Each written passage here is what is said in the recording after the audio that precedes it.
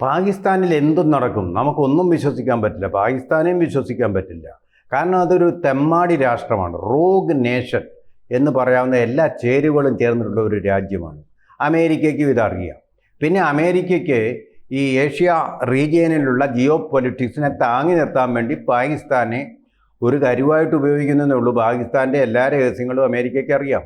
ആണവ ബോംബ് അവരുടേത് അവിഹിതമായി നിർമ്മിച്ചതാണെന്നുള്ള കാര്യം വരെ വളരെ വ്യക്തമായിട്ട് ഡീപ് സ്റ്റേറ്റിന് അറിയാഞ്ഞിട്ടല്ല. പക്ഷേ ഇങ്ങനൊരു ഒരാളെ ആവശ്യമുണ്ട്. ഏത് ചെകുത്താനുമായിട്ട് കൂട്ടുപിടിച്ചായാലും അമേരിക്കയുടെ താല്പര്യം സംരക്ഷിക്കണം എന്നുള്ളതാണ്.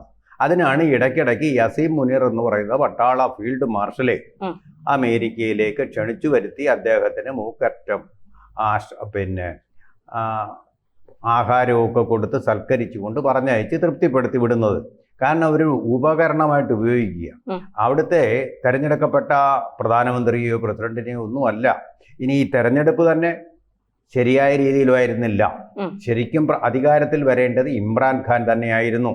ഏറ്റവും കൂടുതൽ വോട്ടുകൾ നേടിയത്, പ്രത്യേകിച്ചും പഞ്ചാബ് പ്രവിശ്യയിലുമൊക്കെ ഏറ്റവും കൂടുതൽ വോട്ട് നേടിയതും ഒക്കെ അദ്ദേഹമാണ്.